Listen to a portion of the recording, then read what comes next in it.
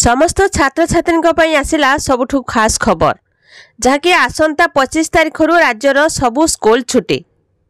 राज्य में बढ़ी चली खरा को दृष्टि रखी यह पदक्षेप नि द्वादश श्रेणी जाए स्कूल रे ग्रीष्मकालीन छुट्टी घोषणा करछंती राज्य सरकार। संभाव्य ग्रीष्म प्रभाव पाणीपाग विभाग सूचना को दृष्टि रखी राज्य सरकार चलित एप्रिल 22 सोमवार 24 तारिख बुधवार पर्यंत 3 दिन पर समस्त सरकार अनुदान प्राप्त और बेसरकारी विद्यालय गुड़िक सकाळ 6:30 रु 10:30 पर्यंत खोलिबा निष्पत्ति नेछंती। सरकारी और बेसरकारी स्कूल खरा छुट्टी घोषणा करा जायछि। एवर्ष प्रबल ग्रीष्म प्रभाव सह एकाधिक सहर में तापमात्रा 40 डिग्री को पार करिछि। तेणु साधारणतः मई मासरे हेउथिबा खरा छुट्टी को एथर आगुआ घोषणा करा जायछि। प्रबल गरम को दृष्टि रखी पिलामानंको आराम प्रदान करछंती सरकार। हेतु 3 दिन राज्यर समस्त सरकारी और बेसरकारी स्कूल छुट्टी थिला।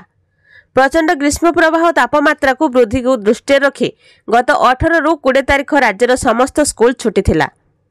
सप्ताह हेलाणी राज्यर प्रबल खरा हेउछि, तापमात्रा 45 डिग्री टपिगलाणी। तबे संभाव्य ग्रीष्म प्रभाव पाणीपाग विभाग सूचना को दृष्टि रखी आसंता 22 तारिख और 24 तारिख पर्यंत 3 दिन पर समस्त सरकारी और सरकारी अनुदान एवं बेसरकारी विद्यालय गुड़िक सकाळ 6:30 रु 10:30 पर्यंत खोला रहिबो।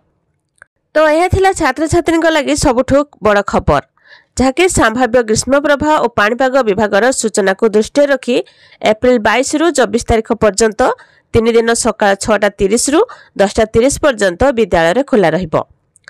एप्रिल 25 तारिख ठारू राज्य सरकार ग्रीष्म छुट्टी घोषणा करछंती।